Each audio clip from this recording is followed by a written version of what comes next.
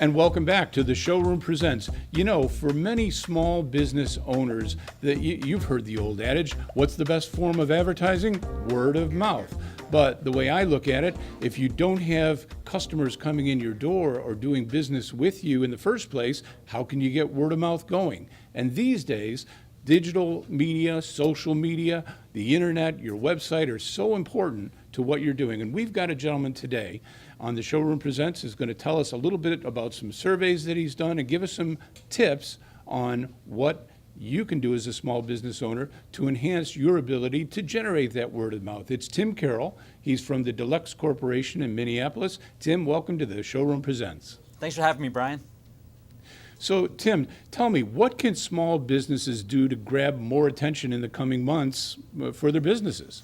No, we find that small business owners do a great job of the hardest part of getting word of mouth going, which is having a remarkable product. So I think if you've got a great product or a great service and you're able to build fans and have customers willing to recommend and promote you, you've got the raw ingredients there to have just fantastic word of mouth.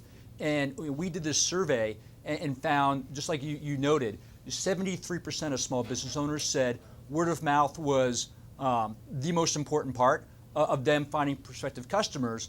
But at the same time, only a third of the customers we talked to, the small business owners we talked to, were spending more than an hour a week doing a lot of things online of managing their online presence, their website, their social media, their email marketing. So it's almost as if on one hand they're planning for success by building this word of mouth, but when new prospective customers come online to find them, they're maybe not where they should be in terms of being able to cash in on that word of mouth because their online presence isn't where it could be. Well, sure. And there's so much more that goes into word of mouth because word of mouth is not only attracting new customers, but it's also just reinforcing those customers that have already done business with you to come back and do more business and be those people generating word of mouth to their family and friends.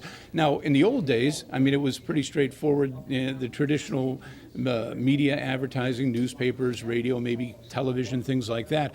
But especially when you're trying to reach the younger people nowadays, you cannot ignore the internet as a driving force behind that. Now, what are you telling folks in businesses that they might be able to do to provide more emphasis on their websites and online? Yeah, so the old tried and true word of mouth still works. What happens is there's more ways now for customers to really just kick the tires and see if it's true. So we tell small business owners, you make sure the first thing you do is get your existing customers to come online with you and have them write reviews, follow you on Facebook, follow you on Twitter if you're on Twitter, but really show that that you're a quality company and you've got something to share. And then go and look at yourself as Google sees you. Look at the keywords you want to rank for, and then see if your website shows up on the first page of Google. And if it doesn't, make sure you're working with a professional to help you get your search engine optimization going, so you're getting your fair share of traffic. Because if Google can't find you, new customers aren't going to be able to find you. Absolutely, and that is one of the things that you and your business do is search engine optimization and different techniques that are used to be able to so that Google and the other search engines can kind of grab your content and know what's relevant and be able to put it up for people to see, right? Exactly. We want you to have a great looking website with fresh content that looks good, whether someone's coming from a desktop computer, a mobile phone, a tablet, and that when they're there, if you've done all the work to drive people online and they've read your reviews and they love your website, make sure you capture that customer. Make sure you're asking for their email address. You're getting them to like you on Facebook, because that gives you the opportunity to go back and have an ongoing conversation with them to really reinforce that word of mouth, whether it's a new customer or an existing customer. Sure, and now with the advent of video, I know a lot of businesses are turning to YouTube and actually making multiple videos about their business and what they do and what their services are, putting those on YouTube, which Google seems to be able to react very favorably with. Is that not true? No, absolutely. Google looks at, Google's job is when someone puts a search criteria in to give the absolute best result to the person searching.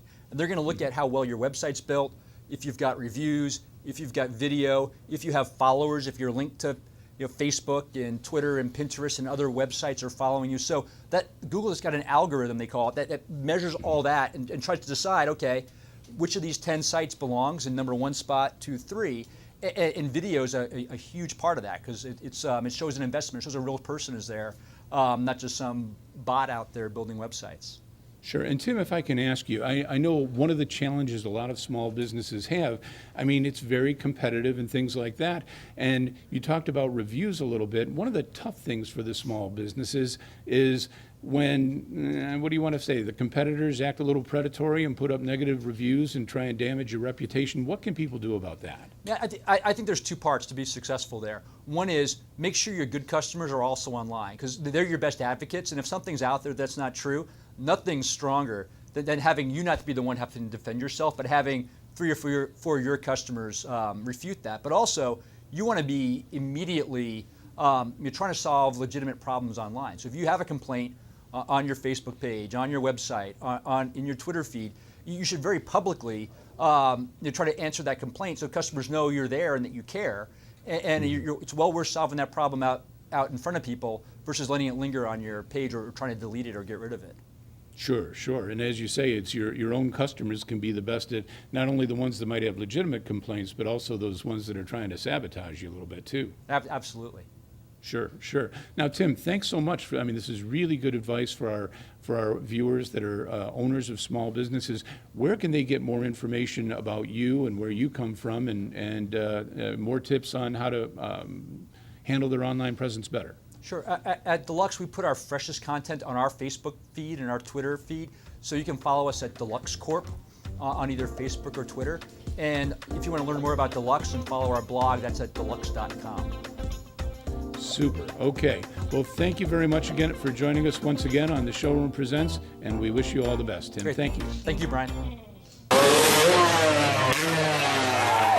Don, you call that showing off? How about the dazzling diamond deals we're showing off at the Showroom on Union? Diamond engagement rings. Diamond band. Diamond anniversary. Diamond fashion. Diamonds, and more diamonds. All at a fraction of the pricey stores. And buy with confidence because all Showroom diamonds will come with a Gem Lab certificate as requested, guaranteeing natural diamonds of value. Don't forget, we feature GIA certified diamonds. Showing off great diamonds and great deals every day. At Airport Plaza Jewelers, the Showroom on Union.